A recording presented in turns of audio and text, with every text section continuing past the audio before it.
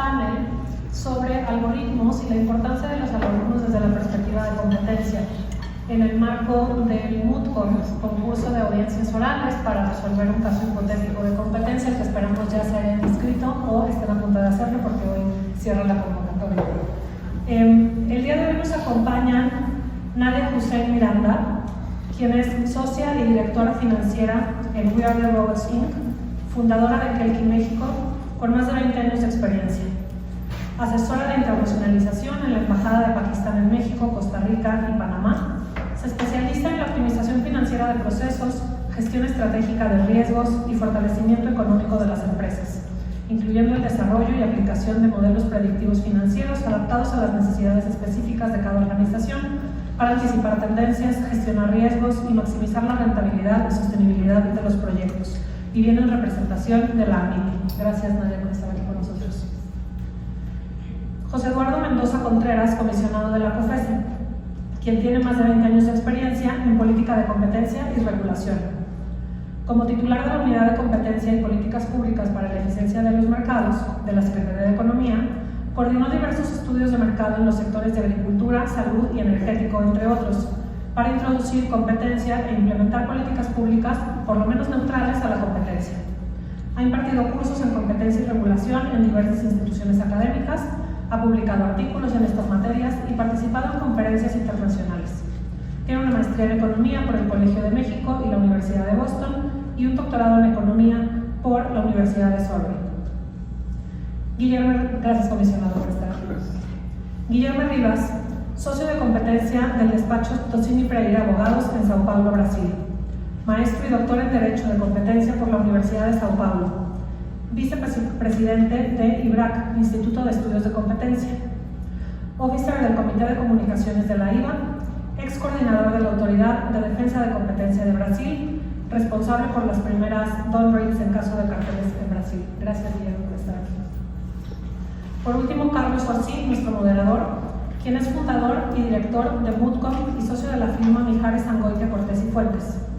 Carlos enfoca su práctica en la materia de competencia económica, incluyendo concentraciones, investigaciones de prácticas monopólicas absolutas y relativas, insumos esenciales y barreras a la competencia. Carlos ha asesorado a clientes nacionales e internacionales en procedimientos frente a diversas autoridades gubernamentales y tribunales federales.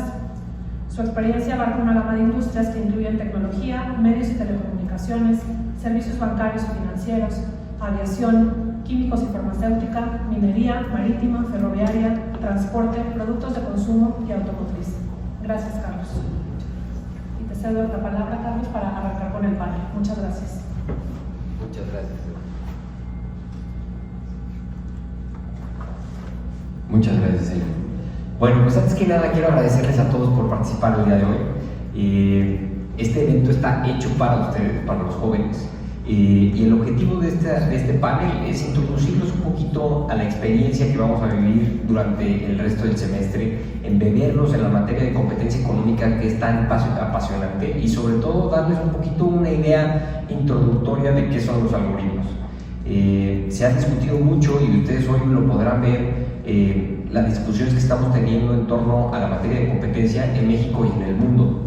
Hay diferentes modelos que se están tratando de aplicar y se está tratando de identificar qué modelos debieran de ser los mejores para atacar mercados digitales. Estamos viendo regulaciones en algunos países como en el Reino Unido y otras jurisdicciones que están discutiendo. Justo ahorita platicaba con Guillermo que en Brasil ahorita nos platicará un poquito, que traen un proyecto también y demás. Y por el otro lado, en México estamos viendo también una coyuntura muy particular de la situación de competencia. Y ustedes con su pequeño o mucho grano de arena pueden aportar a esta discusión. El MUTCOM es justamente eso, es invitar a aquellos estudiantes de economía y de derecho que tienen el sentimiento y las ganas de ir un paso más allá, de hablar fuerte y de ser oídos.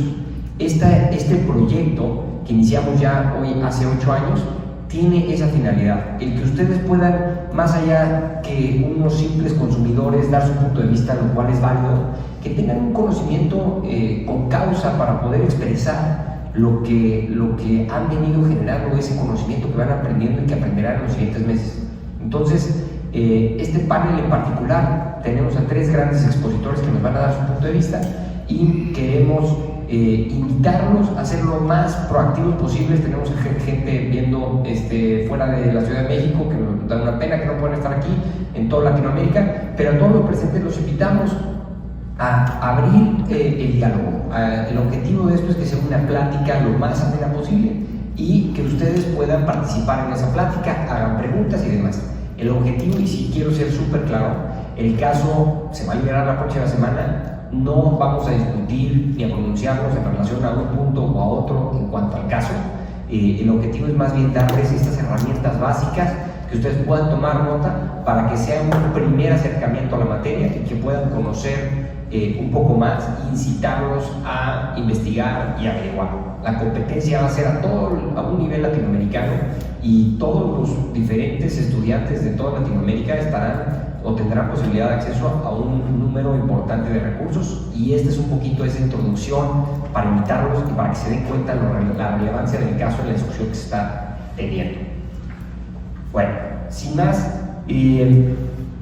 nada más me gustaría platicar un poquito. Los algoritmos han generado una atención significativa en los últimos años, sobre todo debido a los avances tecnológicos y a la creciente importancia de la inteligencia artificial y el volumen de datos que se manejan, ¿no? Hoy vemos cómo las empresas en todo el mundo cada vez utilizan más la inteligencia artificial para internamente y para ofrecer a sus clientes. Estamos viendo una competencia impresionante entre las grandes empresas de telecomunicaciones, de comunicaciones y los Google, Amazon y Facebook y Apple del mundo para ver cuáles son los primeros que desarrollan inteligencia artificial, porque se dice que los primeros serán los que puedan aprovechar al máximo esta cantidad de volumen de datos que se está acumulando. No obstante, los algoritmos pueden utilizarse para una variedad de propósitos. Las empresas cada vez más los utilizan para determinar los precios que ofrecen y para ayudar a los consumidores a identificar los productos que de manera más rápida y fácil, y particularmente darles recomendaciones personalizadas a sus intereses.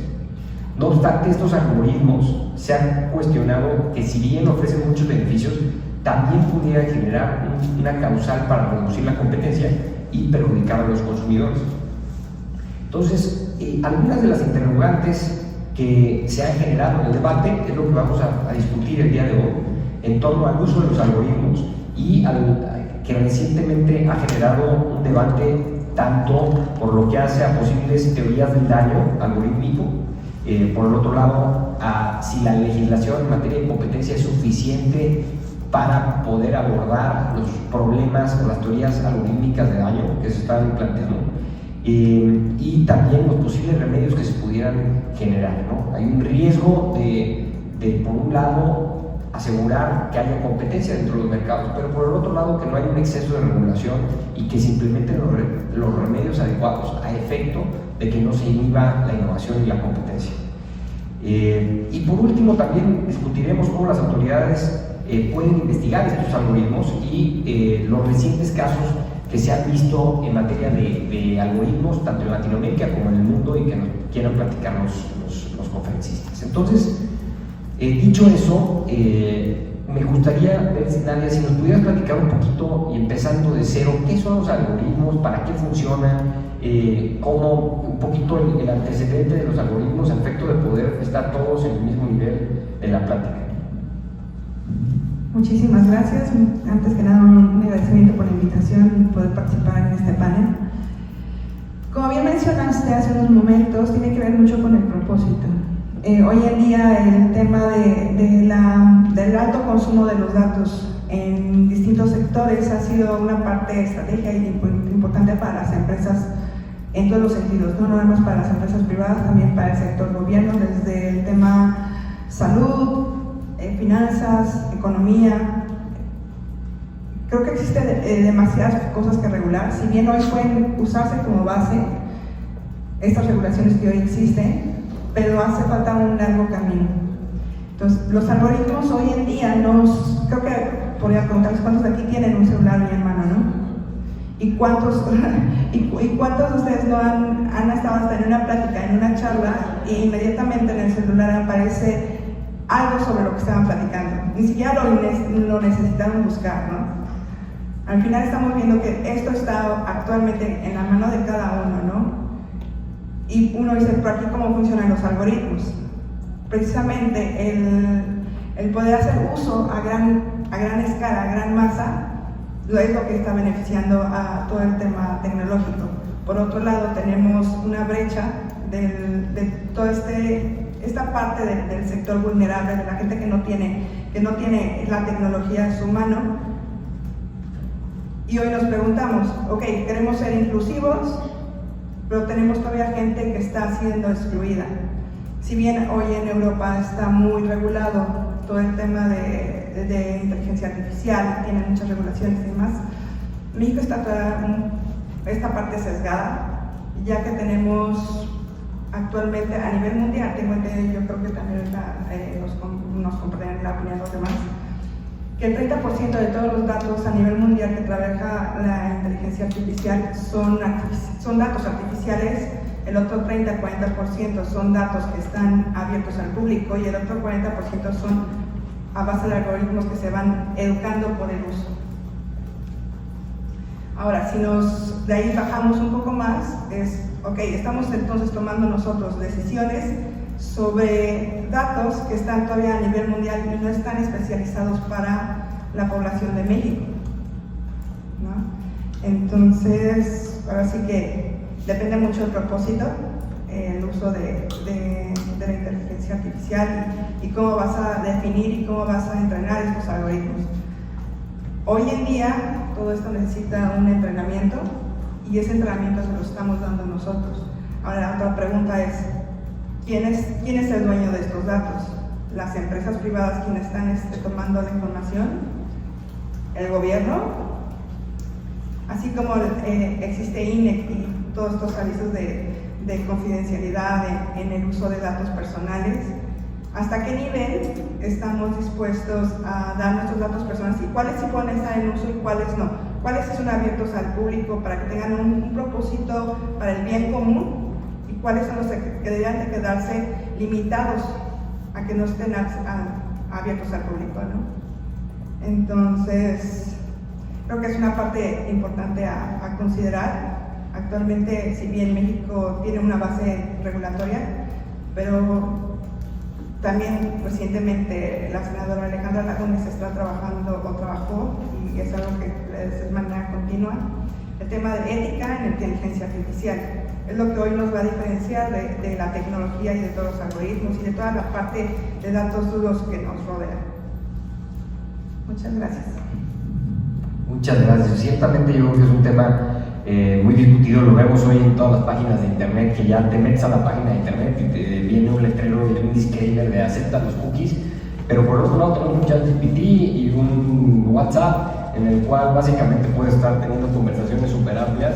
Toda esa información se vuelve prácticamente pública y va alimentando una base y no tenemos ningún tipo de datos, ¿no? Entonces aquí verificamos. No sé si a este pregunta alguno de los otros dos ponentes los tienen. Sí, un poco yo quisiera un poco hacer un mensaje aquí. Este tema de los algoritmos no es nuevo, ¿no? Si uno ve historia, pues, cómo resolvían los antiguos problemas directos, pues, a través de algoritmos. Quisiera, digamos, un poco sentar la base de que un algoritmo no es más que una receta de cómo hacer cosas. A veces nosotros cuando nos levantamos en la mañana seguimos sin pensar un algoritmo, porque ya nos dijeron que teníamos que levantar la boca, la cara, hacer determinadas cosas. Eso es un algoritmo. Si ustedes, algunos por ejemplo, hayan estudiado matemáticas, por lo menos incluso en secundaria, y que les enseñaron a resolver una integral, la integral por partes, por ejemplo, o las derivadas, son algoritmos para resolver cosas.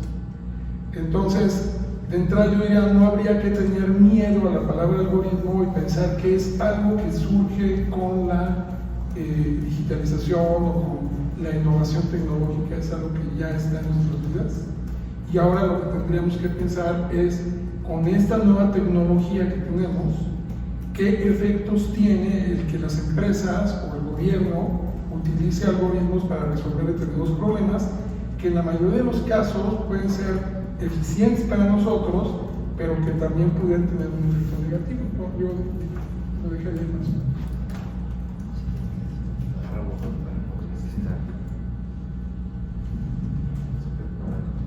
Sí. Bueno, muchas gracias, comisionado. En esa misma línea, sería interesante si nos pudieran platicar un poquito. Si nos pudieran platicar un poco, gracias, respecto a cuáles son los beneficios y los que se le den a los algoritmos desde un punto de vista estrictamente de competencia en beneficio para los consumidores, para el bienestar social, y por el otro lado también cuáles serían las preocupaciones que se pudieran generar derivados de los algoritmos en perjuicio de los consumidores, ¿no? Que a final de cuentas, pues ciertamente como cualquier receta que platicamos puede tener sus pros y sus contras, y un poquito si nos pudiera platicar de eso y qué se está discutiendo hoy en día o qué se ha identificado para ello. Sí, muchas gracias por la oportunidad de participar aquí. Además, bienvenidos a su casa, que es la COFESE, ¿no? A ver, antes de eso, ahorita dices algo que cuando estaba en la Secretaría de Economía, que me fui a hacer cosas en la unidad de competencia, me decían, es que es cosas estrictamente de competencia, y luego acá también algunas veces en los estudios de mercado dicen, es que hay que hacer algo estrictamente de competencia. La verdad es que hay un límite, por lo menos borroso, en todos los mercados, no solamente en la parte digital, de lo que podría ser estrictamente de competencia, ¿no? A lo mejor cuando nos movemos a ver el tema particular de concentraciones o regulaciones de la ley, podría uno pensar que es estrictamente de competencia, pero las agencias o el enfoque moderno de la política de competencia tiene que ver precisamente con esos bordes que hay que se limitan en lo que antes se consideraba tenía que ser una parte regulatoria que no estaba de nuestro lado, ¿no? Pero eso no es específico de los mercados digitales, ni en este caso en específico de los algoritmos. Y yo creo que aquí, en esta discusión, al menos en los foros que estaban a nivel internacional y nacionales también, se pierde un poco ese foro, porque pareciera que estamos en algo completamente nuevo que nunca ha existido antes. Y no es un tema, digamos, particular de nosotros. O sea, cuando se dio el ChatGPT, hace unos años que surgió así como muy rápido, y que dijimos, es que parece ser un ser humano que está del otro lado. Empezó una explosión de incluso gente que decía que el fin del mundo ya estaba cerca y demás, ¿no? Porque pues, eso ha estado siempre. El moderno Prometeo es Frankenstein, ¿no? Pero antes había otros en la tradición griega, ¿no? Entonces, está en el psiquis humano muy probablemente, pero el punto es que no es así. Entonces, ahorita ya un poco actualizando esta parte. Yo diría que en este momento hay, por lo menos, a mí me equivoco, pero dos discusiones. Una parte es toda la influencia y el impacto que tienen los mercados digitales y en particular el uso de algoritmos para que estos funcionen. Y este uso de algoritmos que desde mi punto de vista de una manera errónea, cuando son más sofisticados y usan más datos y resuelven, digamos, sistemas más complejos, se les ha llamado inteligencia artificial, cuando ni siquiera creo que los seres humanos entendemos claramente qué es la inteligencia o qué es la autoconciencia, ¿no? Entonces ahí ya tenemos un problema. Pero es esa parte, y esa parte, digamos, tiene algunos efectos en algunas consideraciones que tienen que ver con problemas socioéticos, ¿no? Todo el problema del sesgo que ya está en las sociedades, o sea, este tema de que a lo mejor cierto tipo de color de piel es preferible a otro, o mujeres sobre hombres, que pudieran estar en las bases de datos y los resultados arrojaran eso, que nos lleva a discriminación, o todo el tema del manejo de información, digamos, falsa, que pueda tener influencia política, propaganda y demás, que por cierto tampoco es algo nuevo, O sea, Alejandro Magno hacía su propaganda, nada más el efecto era. era menor, y si ustedes ven el Ciudadano Kane, pues no es más que reflejo de un tycoon de principios del siglo pasado que tenía varias empresas y entre ellas tenía medios de publicidad y hacía propaganda, entonces tampoco es nuevo. Entonces, ese tipo de cosas, cosas que tuvieran que ver con la salud, preocupan sobre cómo se usan los algoritmos precisamente para que no causen perjuicios o disminuir los perjuicios que se pueden causar para el mejoramiento, digamos, de la sociedad. Toda esa parte tiene que ver con una discusión internacional sobre la regulación de esos aspectos, y es un tipo de regulación que existe en otras industrias, ¿sí? La industria de la leche, la de las medicinas, muchas industrias en donde tienen ustedes reguladores, tenemos reguladores que buscan proteger la salud, el medio ambiente, la seguridad y demás cosas. Se la ha llamado no económica, aunque sí tiene un efecto en la economía en la medida de que esas regulaciones, desde el lado de competencia, pudieran significar barreras a la entrada de tus empresas y disminuir la competencia. Entonces ahí, en esa parte, las agencias de competencia, la COFESE lo ha hecho, he estado en varios foros y los compañeros también, tiene que ver con, a la hora de legislar o a la hora de aplicar regulaciones, hacer conciencia a los legisladores y a los reguladores de que tomen en cuenta aspectos de competencia y de regulación. Es este aspecto que se mencionaba en las cosas que ha hecho de neutralidad competitiva, en el sentido de que si voy a proteger un bien como la salud o la seguridad, escoja la regulación que por lo menos sea neutral a la competencia, lo cual quiere decir que no beneficia a unos sobre otros, por ejemplo, ¿no?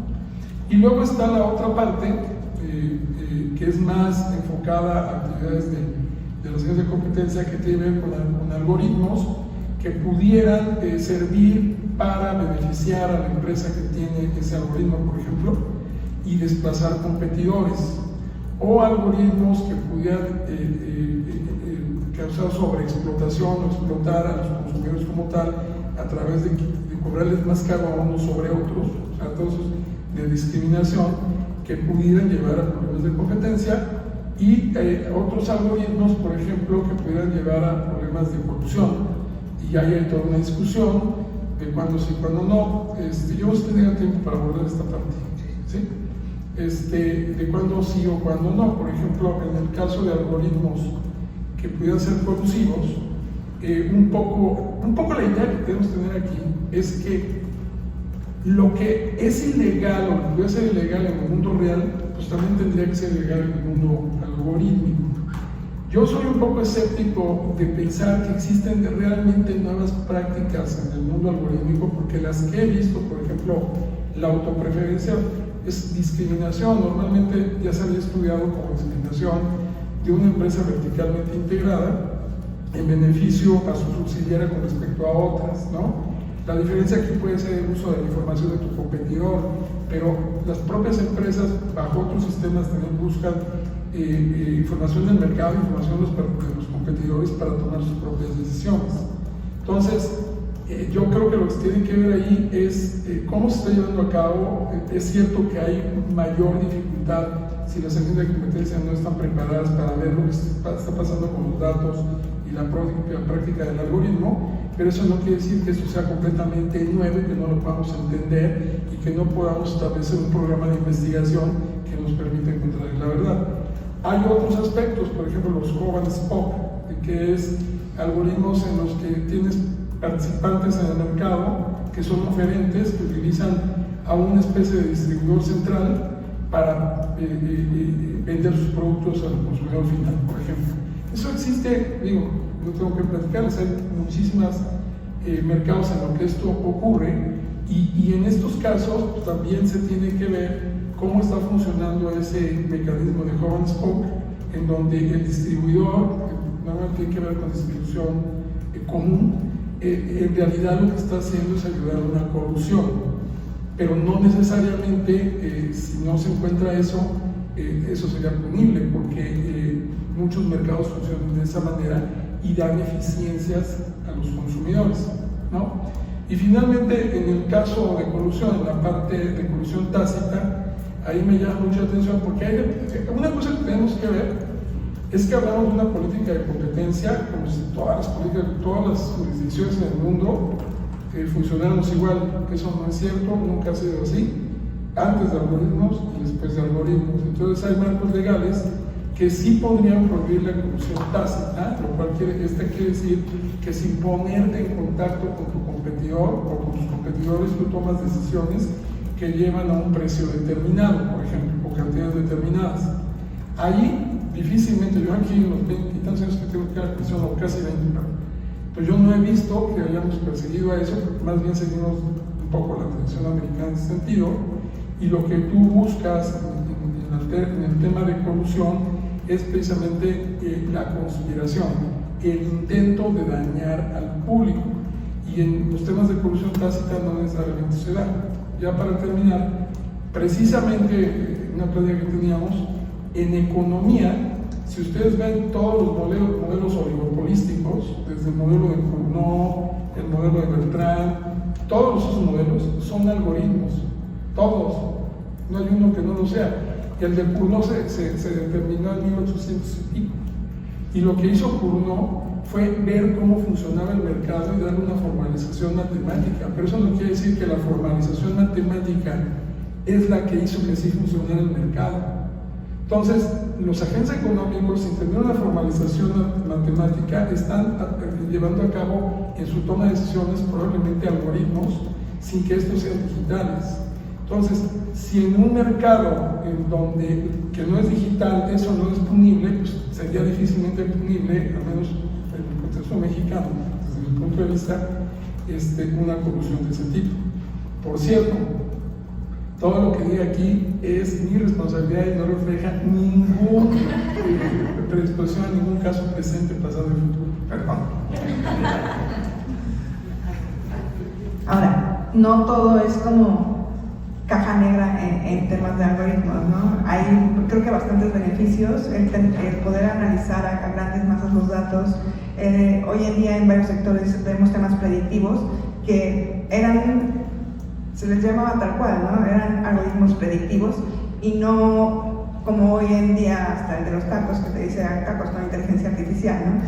O sea, ya viene existiendo desde antes, solamente que la tecnología vino a que todo se digitalizara y todo fuera de manera más rápida, de manera más inmediata. Un tema de tener procesos más adecuados, un crecimiento en vez de lineal, para las empresas lo tienen de manera exponencial gracias a todos estos temas de algoritmos, ¿no? Muchas gracias, Virginia. ¿Quieres comentar? Sí, muchas gracias. Primeramente, muchas gracias por la invitación. Es un placer estar aquí con mi amigo Carlos, con el equipo de MUT y COFESE, el comisionado. Muchas gracias, Nadia. Un placer. Las explanaciones del comisionado han sido muy buenas, ¿no? Es mi impresión también que no estamos hablando de novedades aquí, Nadia también ha corroborado eso. Ya la teoría y práctica de derecho de competencia, ya tenemos muchos ejemplos y vamos a hablar de algunos aquí, de casos de algoritmos por todo el tiempo. Y para mi sorpresa, yo hace un par de años decía, no hay casos de algoritmos y nuevos, pero ahora yo me fui a estudiar, ¿no? Para hablar aquí. Y, por ejemplo, en Brasil hubo una condenación en 2004 de un caso de algoritmo, entonces estamos hablando de 20 años atrás. Ya voy a comentar el caso específicamente después. Pero mucha cosa está surgiendo, pero creo que el derecho de competencia en todos los países, en México, como decís ahora, y en Brasil y Estados Unidos y Europa, tenemos las herramientas para investigar y para entender si los algoritmos están buenos o no, si hacen mal a los consumidores y a la competencia como un todo. En Europa, lo que estamos discutiendo, hablando un poquito, platicando un poquito antes de la conferencia, era que Europa, con el DMA, ha decidido que, mira, tenemos herramientas a nivel de derecho de competencia para investigar tipos de conductas anticompetitivas, pero no tenemos el tiempo. Entonces eligieron que la regulación ex ante hacía más sentido para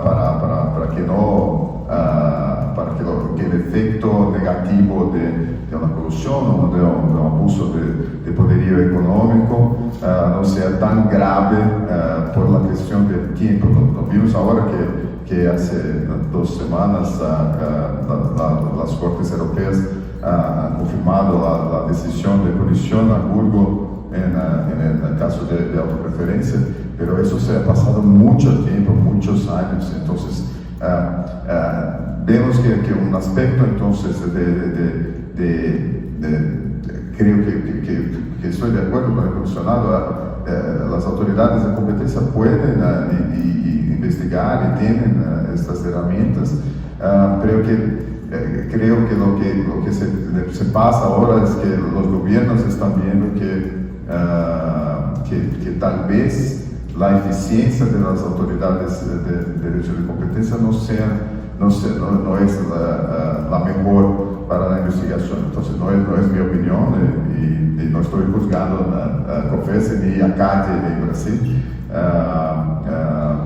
pero creo que entonces hay este intento de buscar otras maneras de regulación para que estos tipos de conductas anticompetitivas no sean de alguna forma más rápidamente observados, detectados y punidos o regulados, ¿no? Eso es un comentario inicial.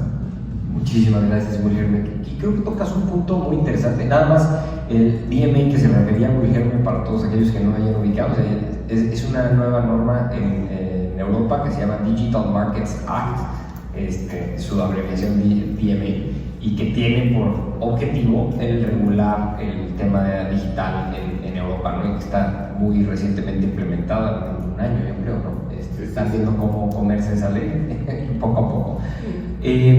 Yo creo que un poco, si nos pudiera platicar, platicaba ahorita el comisionado Mendoza de los posibles 2 efectos negativos que se le pudiera ver al uso de algoritmos desde el punto de vista de la óptica de competencia. La primera es las digamos, conductas coordinadas o los algoritmos colusivos o colusorios, y el segundo es las conductas unilaterales, ¿no? Y ahí pues, básicamente es el abuso de esos algoritmos para mantener el poder social o quedarte con un poder monopólico, ¿no? Entonces, si pudieras platicarnos un poquito tu visión de esas conductas, cómo se ven, y lo cual me ha encantado que los 3 han abordado eso, que es, en realidad no están cambiando la esencia de la materia y las conductas que estamos viendo, nada más es como traspolar, decía bien el comisionado, traspolar de una industria a otra el plano, y el objetivo, la finalidad buscada con cómo operan los algoritmos. Nos daría mucho gusto si nos puedes explicar. No, desde el punto de vista teórico estoy completamente de acuerdo con el comisionado. Creo que es posible tener, ¿no?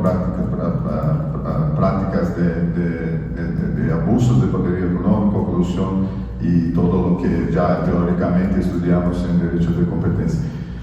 Pero voy a traer un poco los casos de Brasil, porque creo que van a ilustrar un poco la discusión, ¿no? Este caso que ha sido condenado en 2004, las empresas aéreas que hacían el puente de Shuttle Service desde São Paulo a Río de Janeiro, las 2 más grandes ciudades de Brasil,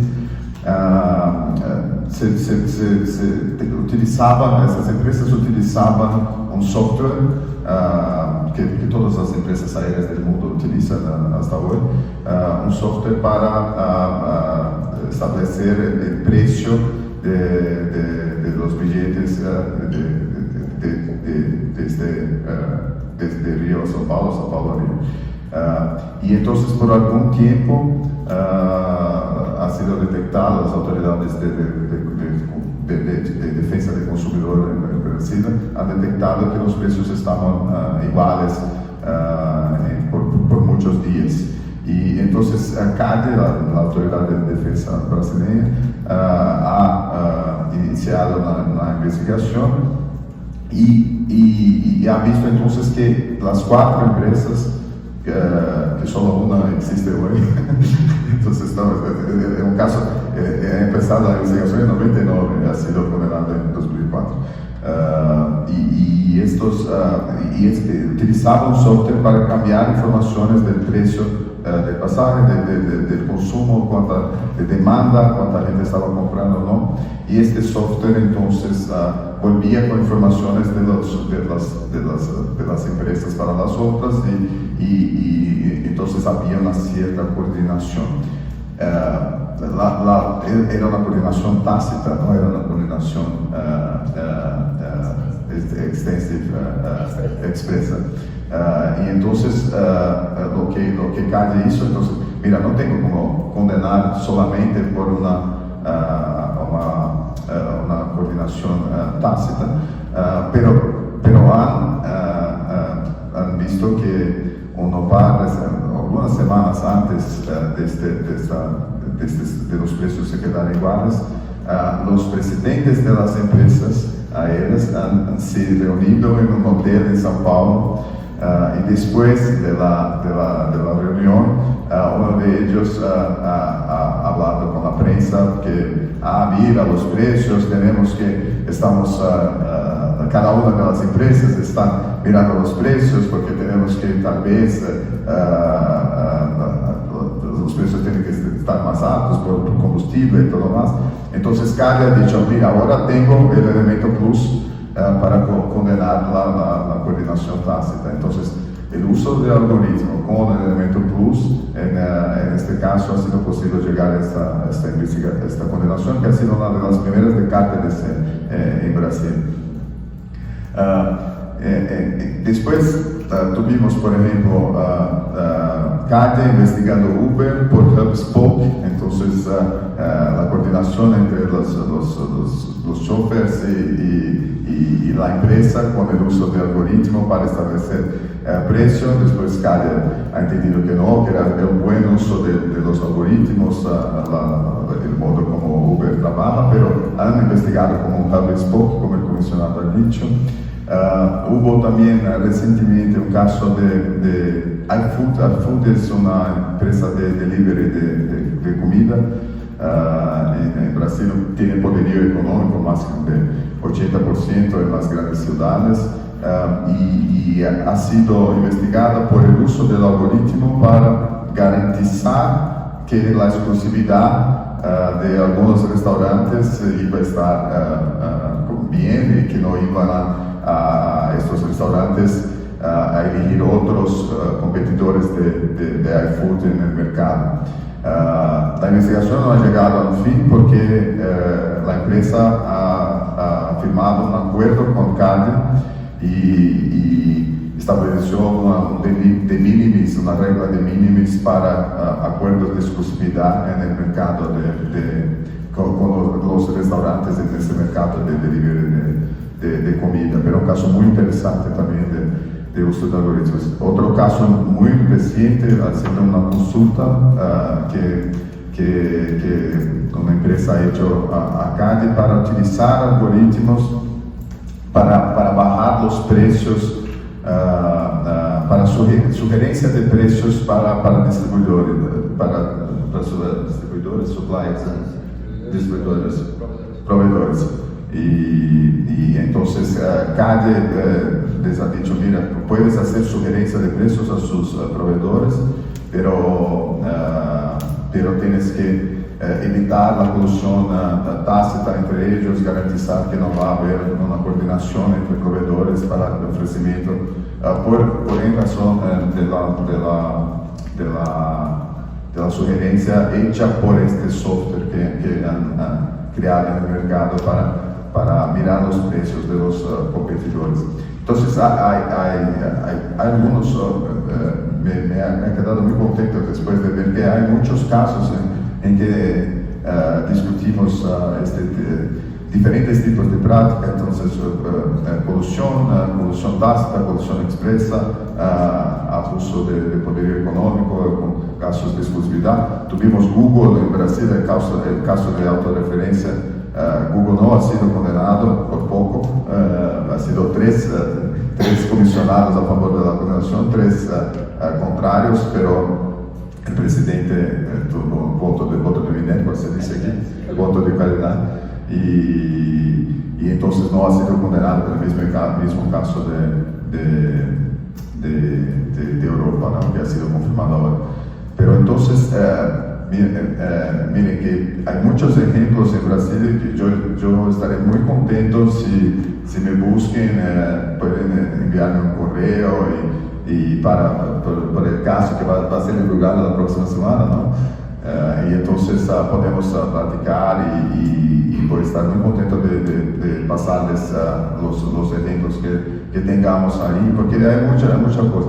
Y después vamos a hablar un poquito, creo, de los proyectos y cómo esto va también en la regulación están intentando hacer, ¿no? Muchas gracias, Guillermo. No sé, ¿alguno de ustedes dos quiere agregar algo en relación con...? Sí, a lo mejor sí, perdón. Bueno, yo lo que insistiendo un poquito, ¿no? Hay una parte de los algoritmos que pudieran facilitar conductas que ya conocemos, ¿no? Entonces, ahí sinceramente pienso que no hay mucho nuevo, salvo el hecho de que las cosas las pueden hacer de manera más rápida y más precisa, ¿no? La prueba y error que tiene que llevar un empresario, por ejemplo, para hacer una conducta unilateral, pues la puede reducir de manera más rápida y tener el efecto. Pero la idea sería lo mismo, si esa conducta unilateral la está realizando con algoritmo o no, pues lo que se tendría que probar es el poder del mercado, en el caso mexicano, y el tema del desplazamiento, este tipo de cosas.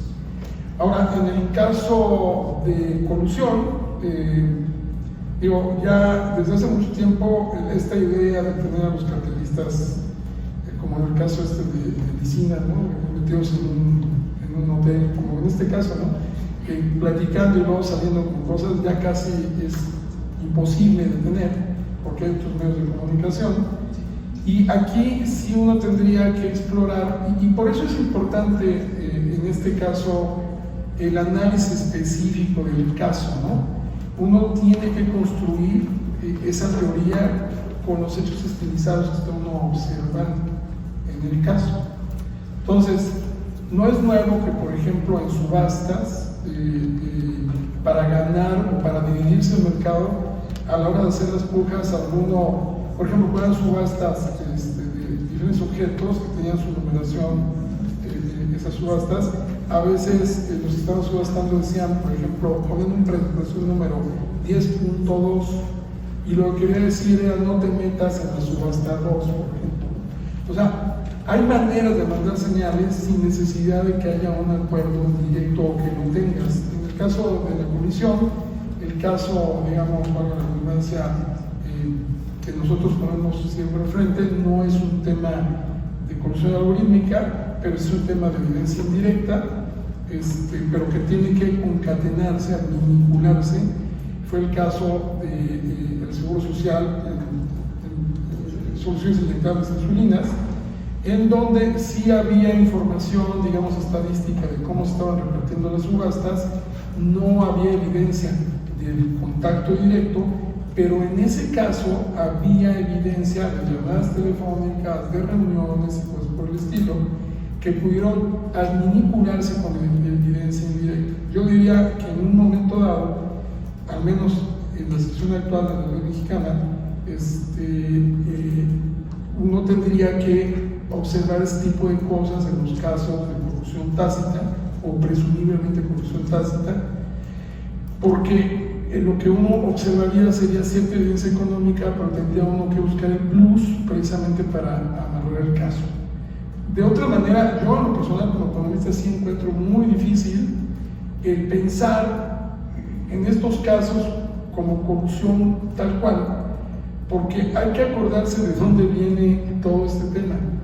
Este tema viene de Adam Smith, 1700 y pico, ¿no? En donde hablaba de que los empresarios difícilmente se reúnen para divertirse o para el placer, pero que cuando lo hacen normalmente terminan conspirando contra la sociedad, ¿sí? Y decía que precisamente por eso los gobiernos no deberían, si bien no pueden prohibir las reuniones en bautizos y bodas y funerales, no deberían de propiciar las reuniones en otros lados, ¿no? Y ahí se ha dado mucho en temas de asociaciones y todo este tipo de cosas. Mejor no las permitan.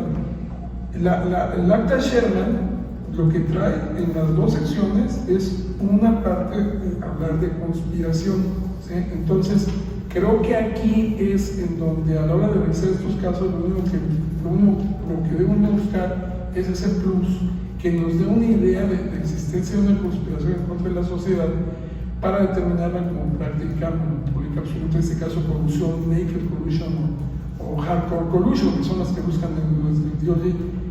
De otra manera, lo que tenemos ahí es competencia en oligopolios, que es lo que ocurre en la economía. La condición perfecta del monopolio son los extremos que difícilmente los van a encontrar.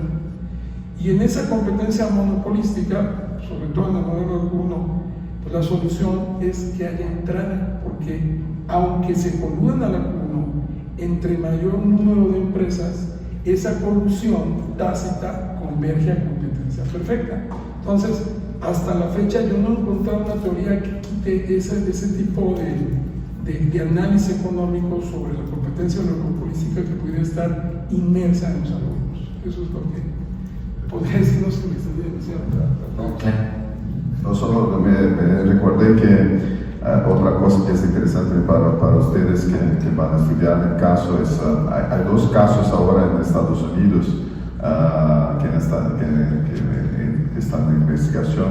El primero es de RealPage, que es una empresa de software que reúne informaciones de alquileres en los Estados Unidos. Y el DOJ ha iniciado una investigación porque ha dicho que con estas informaciones que tiene, entonces están repasando sugerencias de precios a los landlords, y con esto los niveles, los precios de alquileres por todo el Estados Unidos ha aumentado, ha crecido mucho, ¿no? Entonces es un caso que está en investigación, es importante para vosotros porque hay mucha teoría ahí, mucha impresión de los americanos sobre el tema. Y hay un otro también que es una class action, en verdad, contra algunos casinos de Estados Unidos, que también está relacionado, no tengo muchos detalles de eso, pero está relacionado con los precios de habitaciones en los casinos y una colusión entre ellos para que, por medio de un software, para que los precios suban también. Entonces son dos casos que vale la pena que estudien. Muchas gracias por el tema.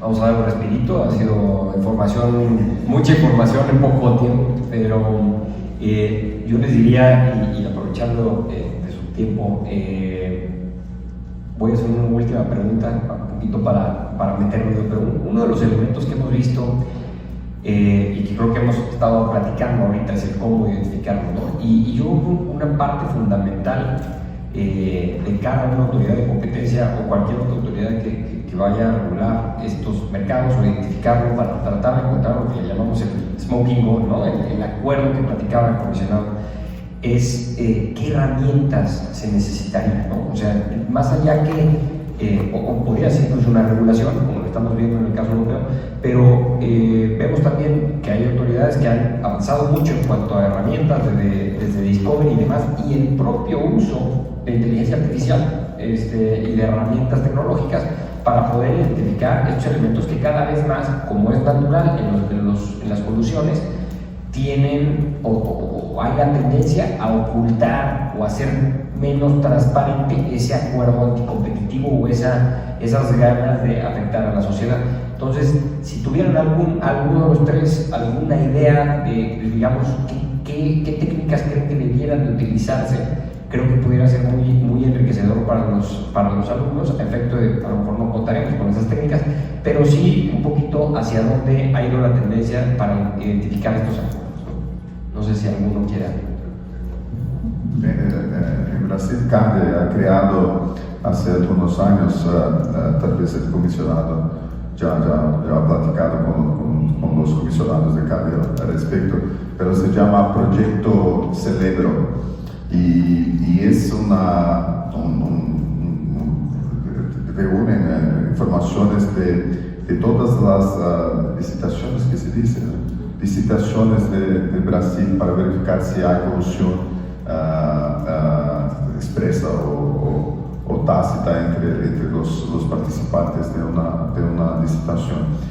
Y entonces se reúne una cantidad increíble gigantesca de datos de licitaciones por todo el país y ya han empezado algunas investigaciones de corrupciones como resultado del análisis de estos datos. Y ahora están expandiendo el proyecto para mirar otros mercados también y detectar estos casos de posible corrupción. Mi otra sugerencia para ustedes es que vayan a la OCDE, la OECD, Organización de Cooperación Económica, donde hay informaciones de cómo todos los países o muchos de los países están estudiando el tema de algoritmos. Entonces hay muchos estudios allí de mercados digitales y específicamente de algoritmos, lo que los países, las autoridades de defensa de competencia por todo el mundo están haciendo o pensando sobre el tema, ¿no? Muchas gracias. Sí, ahorita me estaba acordando, no me acuerdo del nombre, pero la persona que descifró la escritura maya fue un ruso y nunca vino a México. Todo lo hizo con información que tenían en las bibliotecas y información que le mandaron. Lo que me acuerdo, no me acuerdo el nombre, desgraciadamente debería de ser, ¿no? Lo que él decía es que nada que ha hecho el ser humano no puede ser descifrado por el ser humano, ¿no? Todavía está por descifrarse la escritura de las culturas del mundo, que son más viejas que la siria, pero a lo mejor se va a poder hacer. Esto lo saco a colación porque en varios foros, desde hace algunos años incluso me la decían, un poco, y ahí sí es el sesgo de mi profesión, de mi formación, un poco la idea es, más que el instrumento, primero fijarse en el método, ¿no? Y el método que nos tiene aquí es el método científico. Y en este caso, pues hay una combinación, que hay ciencias de datos y demás, habría que aplicarlo a la ciencia dura, pero también la aplicación del método científico, como se usa en ciencias sociales, aplicado a títulos de competencia. Esto también lo traigo, yo le recomendaría, para ver el tema de investigación, hay un paper de Paul Josko, creo que es de 2005, que habla sobre lo que hemos aprendido en la organización industrial y competencia y regulación en los últimos 25 años. Y él lo que observa es, él es coasiano, ¿no? Lo toma de Oliver Williamson, lo toma de Ronald Coase, en otro libro que habría que ver en términos del método, es de Ferdinand Marketing de Law, ¿no? Eso nos da una idea de cómo deberíamos planear nuestra investigación, cómo generar algún tipo de hipótesis para generarnos preguntas que nos lleven a buscar la información para poder comprobar o desechar nuestra hipótesis o reformularla y volver a seguir el proceso, ¿no? Ya voy terminando. Básicamente lo que nosotros encontramos en los mercados digitales y en este caso inteligencia artificial también, no van a ser cosas muy diferentes a las que se han estudiado en el pasado. Por ejemplo, los efectos de red ya están bien entendidos, ¿no? La neutralidad de red, esa la discutieron los americanos en el contexto del servicio postal, ¿no? Desde el 1800 y pico. Los temas de monopolio natural están estudiados. Lo que hace Uber con los precios de surcharge Eso lo resolvieron en el sistema de impuestos Ramsey y después un ingeniero francés lo aplicó para determinar los precios de energía eléctrica, que es el peak load pricing, para administrar la demanda y que no se saturaran los sistemas. Los modelos de Cournot y demás ya los conocemos. Entonces, todo ese bagaje no habría que tirarlo a la basura, empezando por el método. Y si ustedes ven los documentos de la ONU, cuando hubo discusiones de que ya las agencias de economía estábamos perdidos porque no podemos hacer nada porque la economía digital, ya para qué trabajamos, lo que se llegó ahí es, oye, no, espérate, vamos a adaptar las herramientas que tenemos para poder lidiar con el problema que tenemos enfrente. Y ahí regreso a Joshua, primero van las preguntas y después los métodos. Si yo quiero aplicar un método a fuerza porque quiero aprender el método, probablemente aprenda el método, o aprender, no el método, sino la herramienta, no econométrica, lo que sea, porque la quiero aplicar, lo que quiero es aprender, pero no quiero resolver el problema, pues no voy a poder tener éxito para resolver el problema. Entonces, yo les diría que por ahí va la cosa. Efectivamente, las agencias de competencia tienen que modernizar. Creo que si del otro lado ya tenemos inteligencia artificial haciendo cosas, pues las agencias de competencia también deberían adoptar métodos que utilicen pues, la tecnología para poder lidiar con lo que tenemos enfrente. Ahí hay un tema de recursos, de capacidades. Yo les diría que las agencias de competencia además tienen que contratar gente más allá de economistas y abogados. O sea, sí se requiere gente que entienda más de manejo de datos, pero yo les diría que Google ha contratado hasta filósofos, porque es un tema complejo en el que el tema es multidisciplinario y se requiere tener, digamos, una visión más amplia, siguiendo un método para resolver las cosas. No es nuevo esto, ya para terminar así. Yo me acuerdo que cuando estuve en Inglaterra en el 2004, Vodafone UK contrató a mi asesor de tesis y contrató a otra gente, otros psicólogos y sociólogos y demás para resolver un problema simple: ¿por qué la gente compra celulares? Y entonces el enfoque tenía que ser de sociólogos, psicólogos, economistas y algo más, ¿no? Entonces yo creo que ahí hay un tema que sí tenemos que abordar las agencias de competencia y los reguladores en general. Muchas gracias. Muy interesante. Nadia, ¿quieres hacer un comentario final para cerrar? Como bien lo comentaron hace un momento, efectivamente, hoy en día la tecnología es parte de herramientas, ¿no? Al final, mucho depende de cómo se hacen las preguntas, tener muy bien definido el propósito del uso o para qué se va a utilizar cada una de estas, ¿no? Digo, lo pueden ver hasta con el famoso ChatGPT, ¿no? Hay que saber cómo hacer la pregunta muy específica para que te pueda dar el resultado que estás buscando. Si no sabes hacer las preguntas, no te va a dar resultado. Y lo mismo, y eso es un ejemplo muy simple, ¿no? Ahora si lo aplicas a una gran cantidad de datos, pues se vuelve más complejo, ¿no? Porque el enfoque de un abogado va a ser distinto, el enfoque de un financiero va a ser distinto, el enfoque del empresario, del director de una empresa va a ser distinto, ¿no? Entonces hay que tener muy presentes esta parte donde creo que el ser humano tiene que aprender a entender qué es lo que quiere, porque muchas veces no sabemos ni siquiera lo que queremos ni sabemos preguntar. Y todo empieza desde ahí, ¿no? ¿Qué quiero hacer hoy? ¿Y qué necesito hacer hoy para poder generar toda esa cantidad de procesos y pasos? Y lo mismo es con los algoritmos, ¿no? Muchísimas gracias, Nadia. Ahora vamos a dar paso a preguntas y respuestas. Tenemos unos 10 minutitos. ¿Alguien que tenga alguna pregunta? Por allá.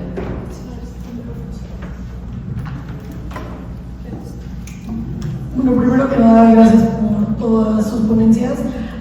A mí lo que más me interesa como estudiante de Derecho es, efectivamente estoy de acuerdo en que no es algo novedoso per se.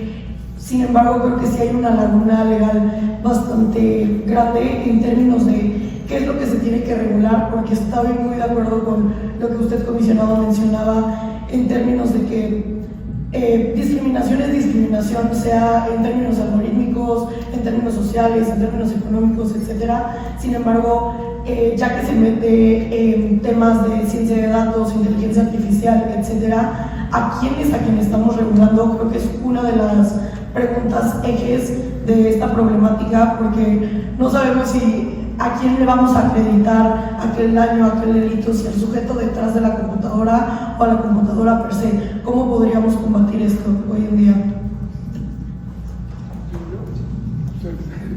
Bueno, he citado a Sócrates y aquí lo voy a citar, yo solo sé que no sé nada. Cuando empezamos por ahí, yo creo que ya podemos avanzar. Normalmente cuando creemos que lo sabemos todo o que nada es reconocible, pues va a ser muy difícil. Mira, la duda que tienes, pues la tienen gobiernos, jurisdicciones completas, ¿no? Yo sobre ese tema te diría, salió hace 2 semanas o la semana pasada un artículo de The Economist. The Economist tiene una sección en donde se ha dedicado a ver mercados digitales y algoritmos. Está bien interesante porque pues, tampoco te metes a la parte técnica, digo, está para empezar, está bien, eso no quiere profundizar, se va metiendo. Y lo que te dice es que por lo menos ahorita, a lo mejor me corrigen, hay, digamos, 3 modelos de discusión sobre la regulación, ¿no? Algunos están optando por la autorregulación, la cual yo no creo mucho, salvo en ciertas circunstancias, y habla de Economist de Inglaterra, por ejemplo, y de algunos países asiáticos y de Estados Unidos, porque no se ha pasado, hasta donde entiendo, hay varias iniciativas, pero no se ha pasado una regulación tal cual, hasta donde dice el artículo. Luego habla de algo más restrictivo, que es, por ejemplo, en China, ahí puede haber un sesgo por parte de The Economist, lo reconozco, de cómo lo caracteriza. Dice que en China es muy restrictivo, pero más por un control estatal, ¿sí?, que por otra cosa, ¿no? Que los algoritmos no cuestionen, digamos, al gobierno, es un poco lo que dicen. Y luego está el modelo europeo, que dice que está entre los dos, que ya se ha discutido, en donde lo que buscan es regular unos objetos muy, no sé si es el objeto, pero el objeto en general es complejo, tanto en mercados digitales como en algoritmos, y están utilizando experiencias de casos para trasladarlas a determinadas situaciones. Ahora, hay iniciativa de UNTAD, por ejemplo, para los países que no tendríamos la capacidad de poner una regulación, porque si no se nos van las empresas, ¿no? Entonces ahí hay iniciativas de códigos de conducta, sobre todo en mercados digitales, y UNESCO, que ahorita la iniciativa la tiene Gabriela Ramos, que trabajaba en la OPE, por cierto, mexicana, sobre el tema de los principios que deberían de tomarse en cuenta para la regulación de los algoritmos. Ya para terminar te diría que el tema es complejo en el siguiente sentido. Por ejemplo, mucho se habla, y ahorita que decimos de usar algoritmos en la nutrición, se tiene que calibrar, ¿no? Porque se habla de las alucinaciones.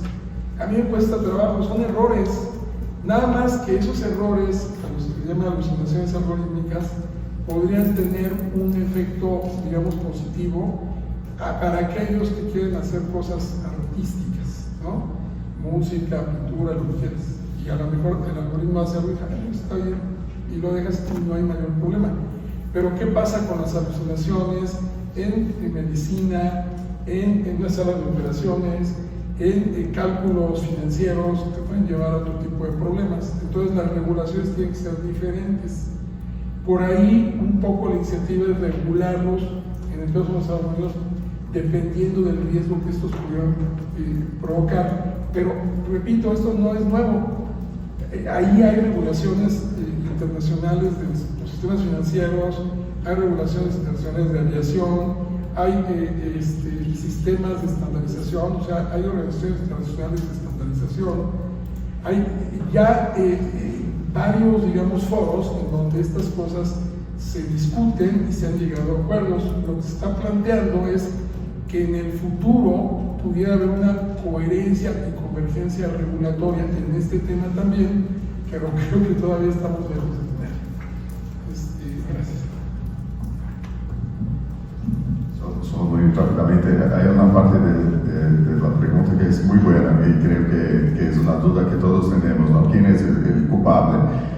Es el ingeniero nerd que ha creado el software, la empresa que ha desarrollado, los que utilizan, ¿no? Entonces es una discusión importante y lo que yo tengo visto de manifestaciones de autoridades de competencia es que, mira, vamos a mirar los papeles de todos en una conducta anticompetitiva, entonces puede ser que el ingeniero, la intención ha sido crear un software para coordinación de precios, entonces él va a ser culpable también, ¿no?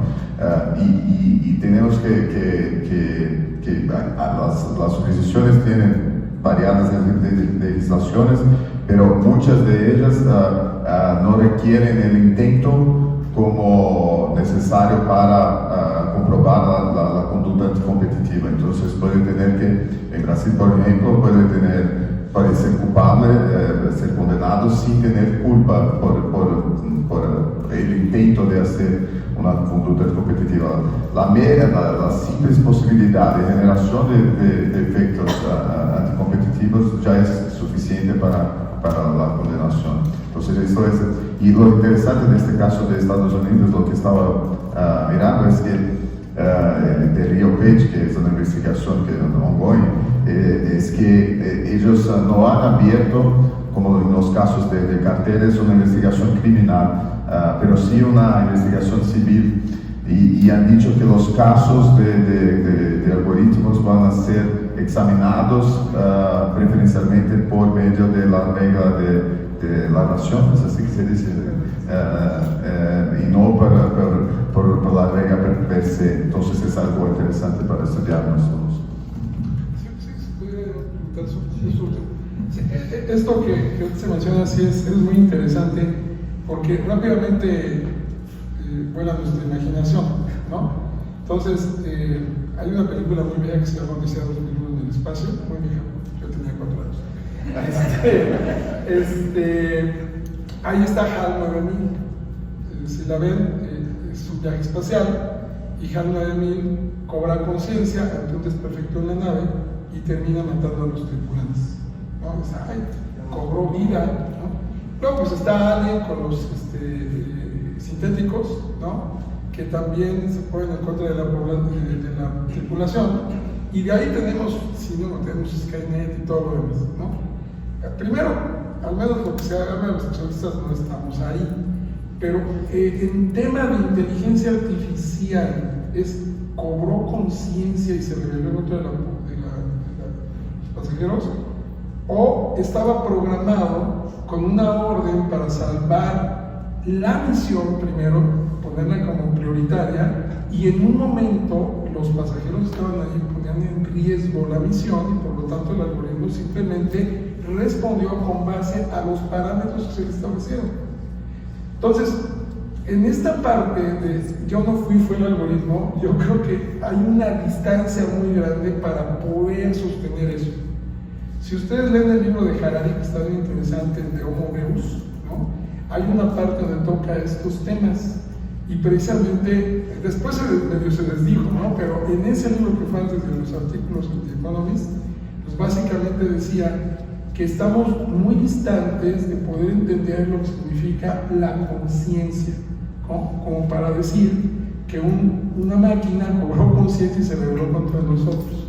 Entonces, en la medida que no estamos ahí, pues yo diría, tengan cuidado con los programas que hacen, porque pueden ser violatorios de la libre competencia. A ver, tocando también este tema, ¿no? Efectivamente, me ha tocado ver que llegan proyectos donde aparentemente van con un objetivo hacia el bien común, ¿no? Al bien común de agarrar y darles apertura a tener acceso a la tecnología, a los artesanos y demás. Pero falta un tema de conciencia y de ética, donde más allá que el que lo está programando, el que lo está desarrollando, es quien lo está pagando, quien lo está solicitando, ¿no? Porque le hace falta también información. No hubo un control o una información de manera completa donde lo revisó con su área legal, donde lo revisó con su área contable, donde lo revisó con el tema regulatorio del Estado, y entonces, más allá de beneficiarles, les hace, actúa totalmente lo contrario, ¿no? Entonces, eso hablando en temas, entonces ahí dices, ¿quién es el culpable? O sea, yo diría que quien está desarrollando el modelo de negocio, ¿no? Y ahí es donde viene quién es el dueño de los datos. Tengo entendido que hay un artículo donde dice todos los datos tienen que estar abiertos, las APIs y demás. Y por otro lado dice, pero tienes que pedir permiso. Y muchas veces las empresas no te dan permiso porque al tenerlos abiertos puedes ponerlos en un tema de competencia, como pueden ser el uso del web scrap, ¿no? Muchísimas gracias a los tres. La siguiente pregunta: ¿existen documentos nacionales o internacionales o alguna guía que les sirva a las empresas para identificar dónde o cuándo los algoritmos pueden representar un riesgo a la competencia económica?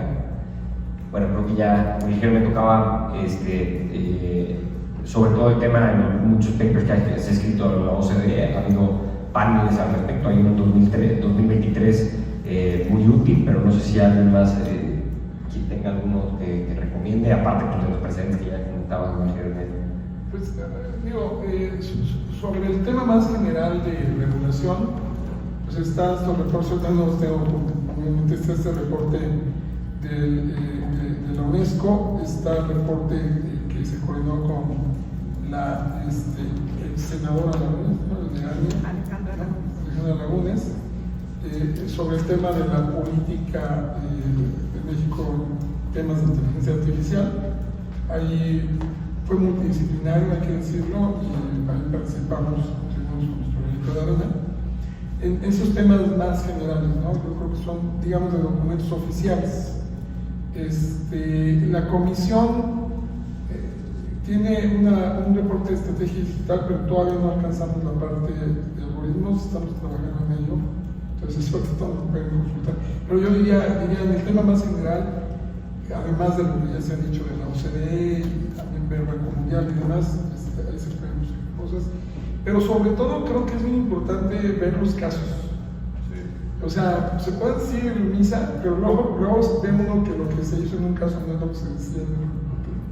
Entonces, los casos hay que verlos y tratar de ver cómo se llevó a cabo ese razonamiento y si ese razonamiento es aplicable al contexto legal del país en donde se supone se va a resolver ese caso, porque si no, pues trae uno algo, eso lo hicieron en tal lado, pero igual no es aplicable en la situación. Sí, de hecho, retomando este tema del trabajo que ha hecho la senadora Alejandra Lagunes, hay una sección donde dice casos de uso y lo que han estado haciendo no nada más empresas, también algunos estados de México, y viene el documento donde pueden, yo creo que estudiar y ver cómo cada uno de ellos tiene un sesgo ahí, ¿no? Y que no están completos.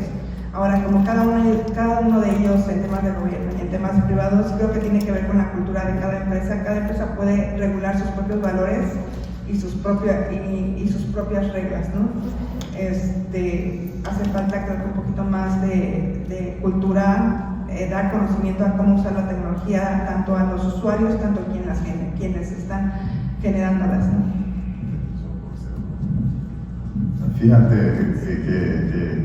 que difícil estamos aquí, ¿no? Porque piensen en una empresa que tiene actuación en 10 países y con una interpretación distinta de cómo, qué es una evolución, qué es un problema con algoritmos o no. Entonces, es un desafío gigantesco para las empresas, entonces, y para nosotros, ¿no? Abogados, economistas, estudiantes de Derecho de Competencia. Entonces, solo esta perspectiva mientras hablábamos aquí, que me ha ocurrido que es muy difícil, ¿no? Para la comunidad empresarial también navegar por estas áreas.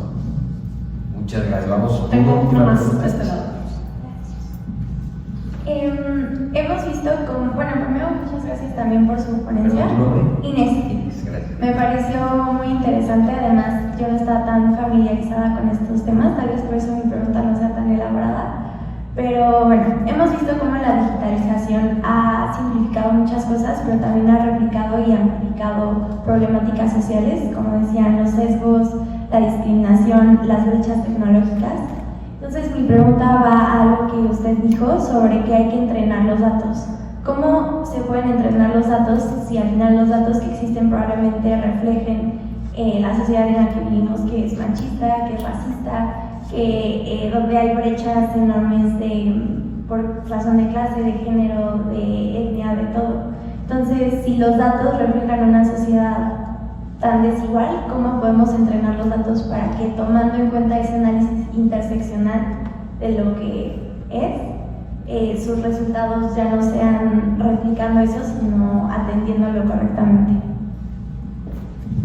Muchas gracias, Inés, por tu pregunta. Creo que tenemos que ser corresponsables. No podemos esperar a que el gobierno sea el que nos resuelva toda la problemática.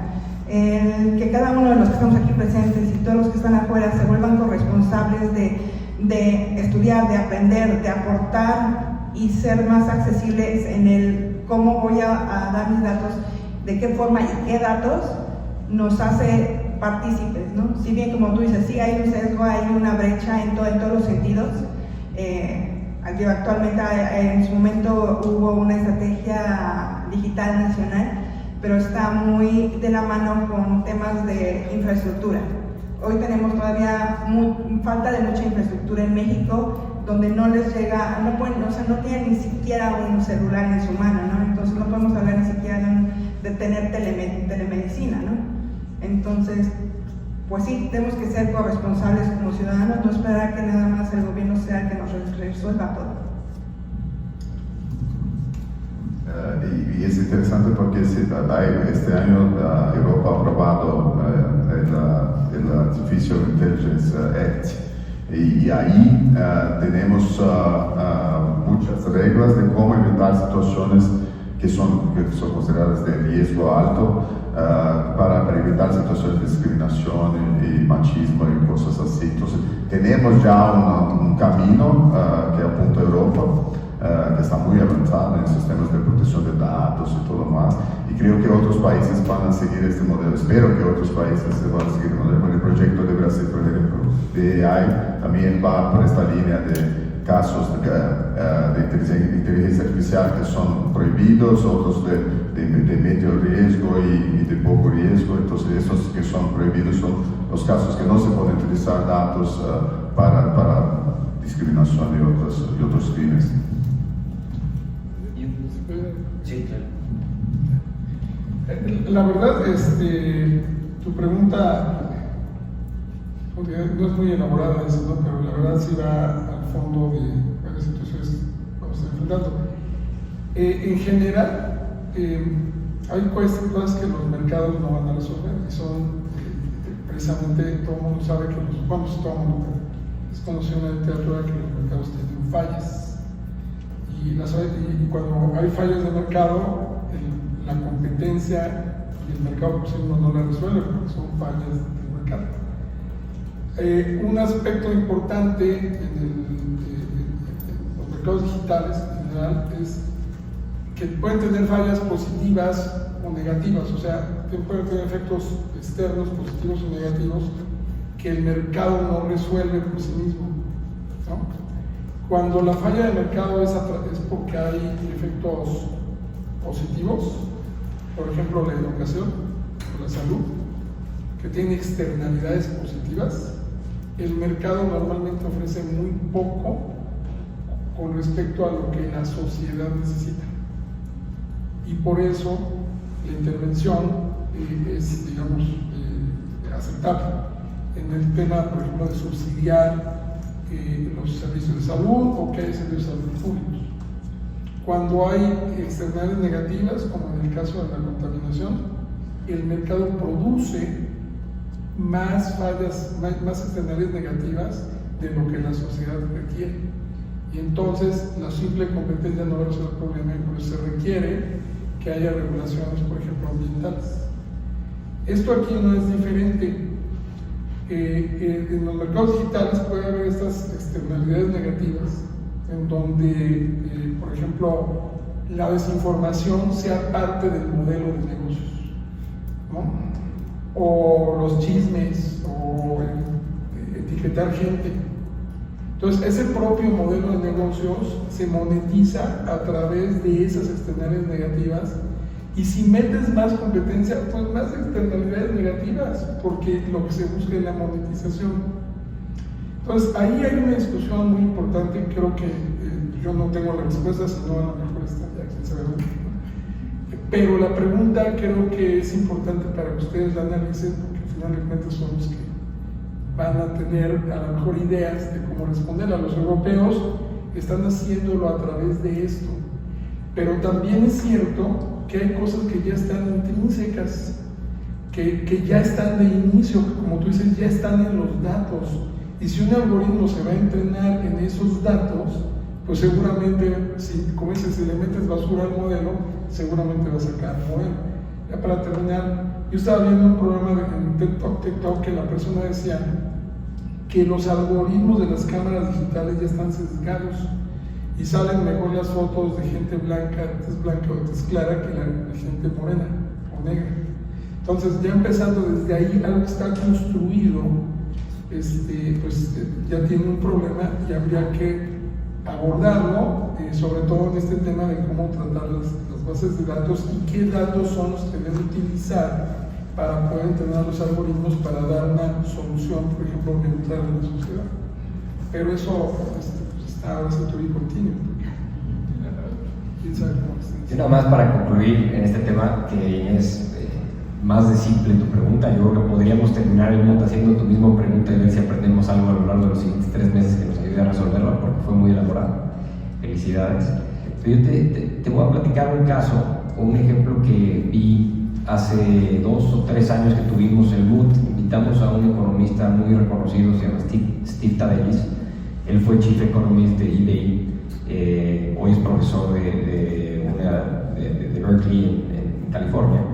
Y cuando nos platicaba él, nos dio una plática, pues Moody's en la final, y cuando nos platicaba él, nos dijo: mira, yo creé el modelo en eBay para calificar las calificaciones que hoy vemos en todas las páginas en relación a la reseña de los consumidores y de satisfacción del producto, ¿no? Entonces, las estrellitas esas que vemos, al momento de crearlo, él hizo un algoritmo en el cual, pues, dependiendo cómo iba rankeándose esa calificación, iba apareciendo el producto, pues, mejor, con más estrellitas, y eso, pues, hacía que en la tabla te apareciera más arriba en la búsqueda y demás, ¿no? Y él mismo, a lo largo del tiempo, con su equipo de trabajo, se dio cuenta que ese modelo era engañoso, porque si bien había creado el algoritmo con esa intención de ayudar a los consumidores para seleccionar el producto, en realidad, y ya no entraré al detalle, alguna vez lo invitaremos de nuevo, pero en realidad el modelo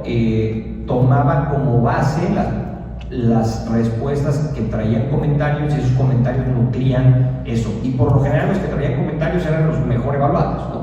Entonces, como que tenía un proceso de autoselección para los mejores rankeados, y entonces no estaba haciendo en realidad la función para ayudar al consumidor, ¿no? Y entonces hicieron una reingeniería del algoritmo a efecto de tratar de ser lo más objetivos posibles. Esto a lo que quiero llegar a tu respuesta es: detrás de cada empresa hay una persona, detrás de cada algoritmo hay un grupo de personas o una persona que lo está creando. Los algoritmos, tanto como las empresas, no por sí mismos van a generar una mejor respuesta a esta problemática que planteas, pero lo que sí es que esas empresas, en la medida y esas personas que crean los algoritmos, podamos educarlas en una ética corporativa, en una ética personal, en un humanismo cívico, es lo que nos va a permitir a la larga que todas estas herramientas vayan generando y se vayan construyendo a sí mismas para apoyar, como decía el caso del comisionado, darle las instrucciones adecuadas. ¿Para qué? Para que logre la finalidad que estamos buscando como sociedad en general, ¿no? Entonces, yo creo que es un trabajo, como bien decía ahorita el comisionado Mendoza, de todos, en el cual no solo involucran las herramientas, no solo involucran la materia de competencia, y es a lo que los vamos a invitar en este concurso, ¿no? Es a lo que decían en el caso de Google, de traer filósofos y demás, es eso lo que estamos buscando. Para resolver este caso, bien lo dice el título del caso, vamos a resolver la caja negra que platicaba ahorita y caminar esa línea gris o esa línea delgada en cuanto a si los algoritmos pueden ser anticompetitivos per se o no, cuál era la finalidad o la expectativa detrás de la creación de ese algoritmo y la intencionalidad al momento de crearlo, ¿no? Y yo creo que eso es lo que va a versar, creo que nos lleva hasta la conclusión más padre, que es durante estos 2 meses que vamos a trabajar, justamente esa será nuestra finalidad. Entonces, yo creo que con esto vamos a concluir. Hay más preguntas, perdón, pero la verdad es que ya nos excedimos no más del tiempo que estábamos esperando, sino todavía un poquito más. Pero aparte de agradecerle a los panelistas, yo los invito a que vean estas generaciones, estas caras que vemos ahorita aquí presentes, serán las que el día de mañana nos traerán las soluciones que nos están planteando. Entonces, los invito a apasionarse con el tema. El MUT, sobre todo, lo que busca es una movilidad social. Una movilidad social, somos disruptores en el mercado, a efecto de que aquellos que tuvieron ciertas situaciones puedan mejorarse, aquellos personas en una clase social puedan escalar esa clase social, aquellas personas que quieran estudiar o a trabajar fuera del país puedan subir, puedan tener esa oportunidad, aquellas que quieran buscar un trabajo mejor puedan generar. Esa es la finalidad y el por qué hace 8 años creamos el MUT. Buscamos que cada uno de ustedes, cada uno de los que está sentados hoy en la silla, pueda al terminar el MUT escalar en esa movilidad social para que el día de mañana sean los tomadores de decisiones de nuestro país y de nuestro mundo. Entonces, yo cerraría nada más con un mensaje que me enorgullece muchísimo. Este año, por primera vez, y no lo habíamos hecho público porque hace 1 hora que empecé la plática cerramos el acuerdo, pero tenemos un convenio finalmente con la Universidad de Loyola en Chicago, en el cual le va a otorgar una beca de más del 30% a 10 de los estudiantes, de los coaches que participen en el MUT, para un LLM, para una maestría en Derecho. Y por el otro lado vamos a tener un descuento del 90% en la Barcelona Business School para los economistas que ganen para continuar sus estudios de posgrado. Lo que queremos con esto es tratar de darles esas herramientas, nada más para que se den una idea. El LLM en Loyola, y les digo, ya pasé por eso, pero ayer platicamos, cuesta $65,000, $67,000. Estamos hablando de aproximadamente $300,000 de beneficio.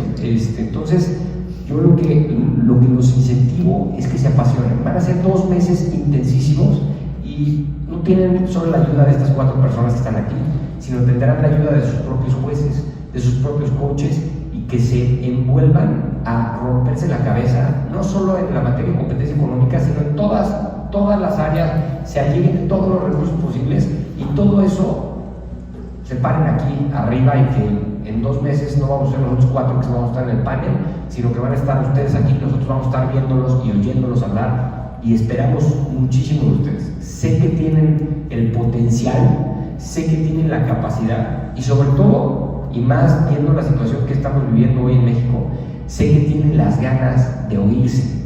Entonces, no vayamos nada más a pararnos y a decir o a usar nuestras redes sociales para quejarnos. Ahorita tienen la oportunidad de ensuciarse las manos, de estudiar, de prepararse para que en 2 meses vengan aquí a darnos esas respuestas. Entonces, los invitamos a hacerlo todo con pasión, y nosotros vamos a estar aquí para apoyarlos. Muchas gracias nuevamente a todos por haber venido, a los panelistas, excelente, y pues que sea el principio de una gran discusión.